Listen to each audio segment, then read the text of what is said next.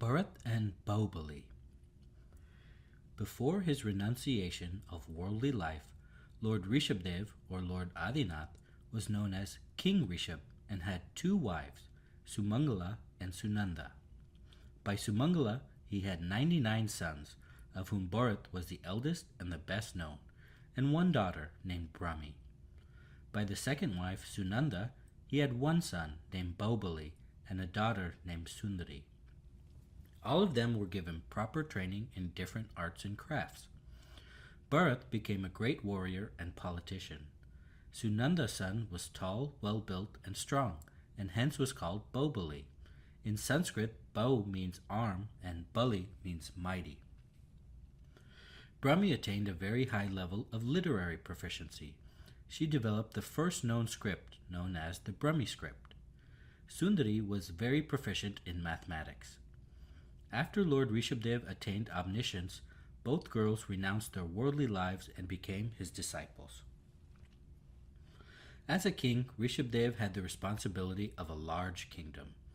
At the time of his renunciation, he handed over the city of Vinita, also known as Ayodhya, to Bharat, and the city of Takshila to Bahubali.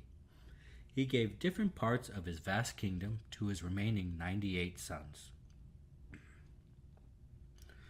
Bharat quickly established control over Vinita.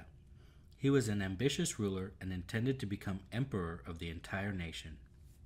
For this purpose, he organized a strong army and started developing different types of fighting equipment. He also possessed a miraculous wheel called Chakraratna. Chakra means wheel and Ratna means precious jewel, and the wheel would never miss its target. After developing his army and weapons, he embarked upon his journey of conquest. There was hardly anyone at that time who could withstand his well-equipped army. He easily conquered all the regions around Vinita. Then he turned his attention toward the lands of his 98 brothers and asked them to acknowledge his superiority. They all turned to Lord Rishabdev to ask for advice. Bhagwan explained to them the importance of conquering their inner enemies, or passions, and not external enemies. He also advised them on how to attain liberation, a true kingdom. Having realized the futility of fighting with their elder brother, the sons surrendered their territories to him, renounced worldly life, and became disciples of Lord Rishabdev. Now only Bahubali remained. However, he had a different vision and would not surrender. He was conscious of his right to rule the kingdom handed over to him by his father. Moreover, he had the will and capacity to fight any invader. Therefore, when he received Bharat's request to accept a subordinate status, he refused and began preparations to fight. Both brothers were strong, and war between the two was sure to result in large-scale bloodshed. Therefore, counselors on both sides tried to dissuade their masters from resorting to war, but neither of them would give up his ground. War seemed inevitable as the brothers brought their armies face to face on the battlefield. Everyone shuddered at the prospect of heavy casualties that would result from the imminent war. The counselors then made one last effort. They explained to their masters that the main point of contention was to determine which brother was superior. Instead of assembling a large-scale war for that purpose, a fight between the two brothers would just as easily settle the issue and would avert unnecessary bloodshed. Both brothers thought this was an excellent idea and immediately agreed. The plan was to engage in a straight duel, and the victor of the duel would be acknowledged as the leader. On the day of the duel, Bharat tried to beat Bahubali by using his various permissible weapons, but all his attempts to defeat Bahubali failed. Bharat contemplated on how unbearable and shameful his defeat would be. His ambition to rule the entire world was also at stake if he did not defeat his brother. He grew desperate and ignored the rules of the duel by unleashing his miracle wheel, the Chakraratna, at Bahubali. However, he had forgotten one important characteristic of the miracle weapon. It would not harm any blood relatives of the bearer. Therefore, the wheel returned to Bharat and Bahubali remained unharmed. Bahubali became enraged by Bharat's violation of the rules of the duel, and he thought of smashing his elder brother with his mighty fist. As he raised his hand for that purpose, the onlookers trembled at the thought of Bharat's imminent death. But just as he was about to unleash his wrath, a flash of insight came to him. "What am I doing?" thought Bahubali. "Have I gone mad? Am I going to kill my elder brother for the sake of some worldly possessions that my revered father willingly abandoned and which my other brothers have given up?" He shuddered at the prospect of the imminent death of Bharat, seeing the evil in killing a respected brother. At that very moment he changed his mind. Instead of lowering his hand to hit his brother, he used it to pull out his hair, as the monks do during Diksha, as a symbol of giving up everything and renouncing the worldly life. However, Bahubali had not lost all his pride and ego. He realized that if he went to his father and stated his intention of renouncing the world, he would be required to bow down and be subservient to his 98 younger brothers who were senior to him in monkhood. This was unacceptable to him. Instead, Bahubali decided to seek enlightenment on his own and started meditating on the very same spot upon which he stood.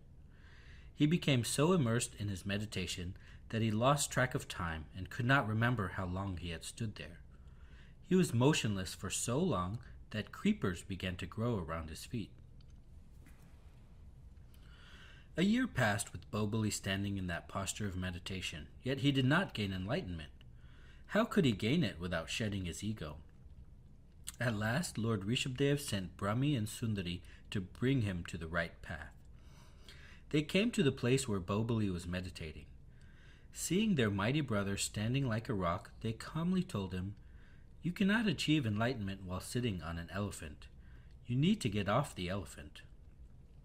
As their familiar voices reached Bahubali's ears, he opened his eyes in amazement and looked around, but did not find himself on an elephant. He then realized that the elephant they were referring to was his ego. He immediately dissolved his ego and decided to go to Lord Rishabdev and was ready to bow to his 98 brothers. During his long penance, he had overcome all other defiling passions except ego, which still remained between him and enlightenment. Now his ego was dissolved and humbleness prevailed in its place. Therefore, as he took the first step towards the Lord, he achieved full enlightenment and became omniscient. In memory of this event, a gigantic 57-foot upright statue of Bahubali stands on the hill of Vidyagiri at Shravambelgola near Bangalore in southern India. It is made out of a single rock of granite and was erected about 1,000 years ago. Pilgrims and visitors marveled that the statue, even under the open sky, stands spotless today. At the same time that Bahubali was carrying out his intense meditation, Bharat had become the undisputed emperor or Chakravarti of the world. He was the first Chakravarti of the current time cycle of the Avsarpiniyara. As a ruler, he ruled equitably and in the interest of all, and the people were happy under his administration. India was recognized as Bharatvarsha. He himself was happy in every respect and ruled for a very long time. One day, a ring slipped off his finger while he was in his dressing room. He noticed that the finger looked rather odd without the ring. His curiosity overtook him, and he removed all his rings. Seeing that his fingers were no longer beautiful, he took off his crown and other ornaments decorating his body and looked in the mirror. He realized that he did not look as handsome as he used to look. This set off a train of thoughts. I consider myself handsome and strong, but this entire look is merely due to the ornaments which do not belong to the body. The body itself is made up of blood and bones. Then why am I so attached to my body? He thought further. My body will not last forever and will decompose sooner or later. At that stage, I will have to leave everything behind. The only everlasting entity is the soul. He realized that nothing in the world, including his body, really belonged to him, and he soon came to a major decision. Why not do away with my attachment of all the temporary things and instead focus on something that lasts forever, like my father did. Thus, he developed an acute detachment for the worldly life. At the end of his life, he attained liberation.